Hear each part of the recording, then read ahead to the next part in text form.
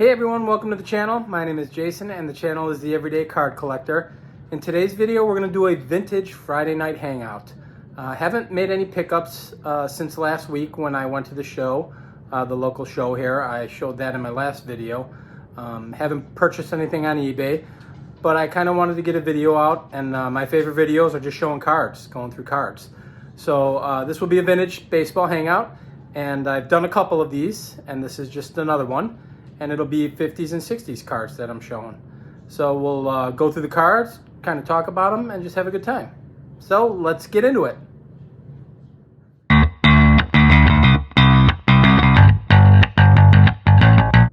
So let's check out some cards. So I grabbed a couple cards, guys, and I think I grabbed cards that I have not shown on the videos in past. I don't want to be too redundant, so I'm trying to dig through the collection and maybe grab cards that I don't believe I've shown yet.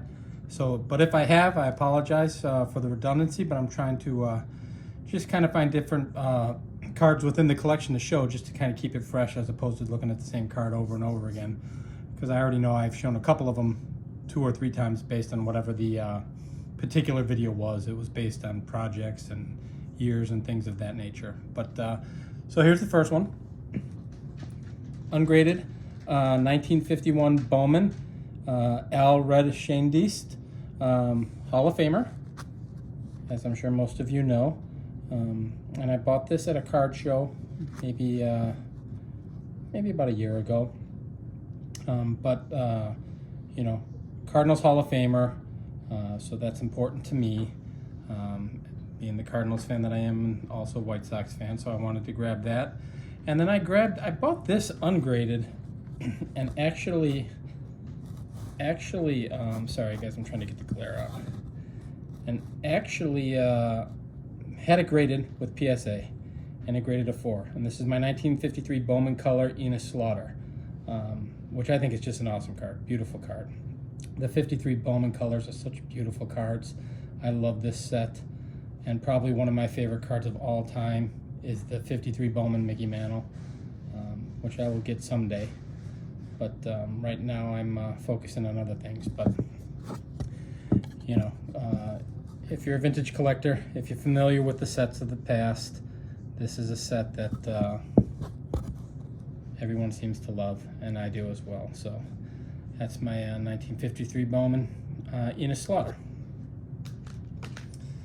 Next card is 1956 non-Hall of Famer. So it hasn't been on my 56 video on my Hall of Fame run, but I did show his 55 rookie a couple videos ago, and this is my 56 Ken Boyer. You know, obviously just a Cardinals fan, great player, underrated player in my opinion, and I think he could, I think he belongs in the Hall of Fame. I'm sure there would be people who would argue that, but I think he belongs there. And it's in a 3.5, you know, but still good looking card to me. I'm not certain why I got the 3.5, maybe the centering. A little ding in the upper corner there by the label. But other than that, great card.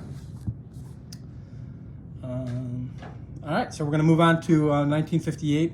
This is another card I bought ungraded and had it graded with the Enos Slaughter. And this is my 1958 Al Kaline with the white name. Some of these cards came in with yellow name as well. But I bought this ungraded, had it graded, and I got a VG3, which I was pretty excited about, pretty happy with. And I've said in previous videos, red is my favorite color, so I'm a sucker for the red background cards. And I just think this is an awesome card. And I wasn't certain if I've shown this in the past or not, so I took it out and I'm showing it now. I don't believe I have. But if this is redundant, I apologize. Next card I bought on eBay ungraded, 1959 Keystone Combo, Nellie Fox and Louis Aparicio. I love this card. Very sharp card. Great edges and corners. Very sharp. Obviously not centered perfectly, but a great looking card. And I'm up in the air. You know, as I say this a lot of times, guys, when I show ungraded cards, whether or not I'm going to grade it or not. We'll see. We'll see what the future is going to be, because I was an SGC guy. If I had to give you what I preferred, it was SGC, and I'm not quite certain what the future holds for them. So kind of waited out at this point. Next card, 1959, Eddie Matthews, in a VGEX4 SGC. And again, not centered real great, but the corners and edges are phenomenal. And the nice thing about the yellow when you're displaying them in a display case is, you know, the centering is a little more difficult to see, you know, so from a distance, it's just a good looking card. And quite frankly, up close, like I've said 1,000 times, that doesn't bother me. I think this card is in fantastic shape. So thrilled to have it. And bought this ungraded and sent it myself, which I haven't done a lot of, guys. You know, I'm saying, you know, I sent this out, I sent that out. I've probably only made 3 or 4, or put in 3 or 4 orders in the last year, year and a half, maybe 5 orders. So I don't send a lot of cards in. And if it's PSA, I've mentioned in the past, I use someone to do that because I'm not part of the collectors club and I don't pay the monthly fee and all that good stuff. So next card, 1966 Topps Jim Cott. And I think I may have shown this one because I bought this at the National. And maybe I didn't. If I did show it again, I apologize for the redundancy, but this is in a PSA 5. And I just remember it being fairly inexpensive, like $30 or $35. So I just snacked it up. Beautiful card. I love the 66 set as I love them all, but this is a good looking set. So great picture.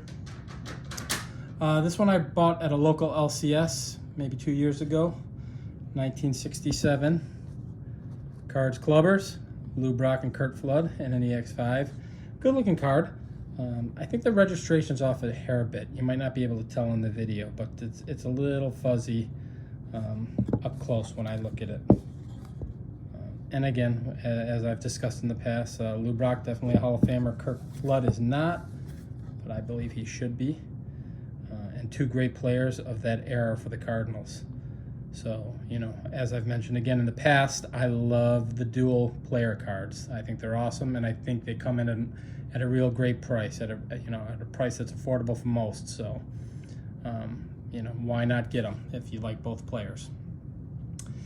And then I think I'm going to show one more, and we'll just kind of cut it short, make it a short video. Just wanted to get some cards out there, get a video out there, and kind of walk through some stuff. But the last card is also a 1967. Also bought at a local LCS, the same LCS that I bought that 67 Brock Flood card. And it's the 1967 Billy Williams in a VGEX4 for PSA. And these were very inexpensive, guys. Like I think that, you know, I'm gonna guess because I can't really remember off the top of my head, but it was like between $25 and $35 for each of these. And that's a clean card, centered pretty well. You know, it looks pretty good, and just a great looking picture of them. Awesome photo. So yeah, just quick hangout, guys. Wanted to get another video out there. I enjoy showing the vintage cards. That's what I have the most fun with. I do have some ideas coming up for some future videos, and maybe when I make my next one, I'll kind of go through them and take a poll, see if that interests you guys, and then I can kind of lean one way or the other as I'm making more videos.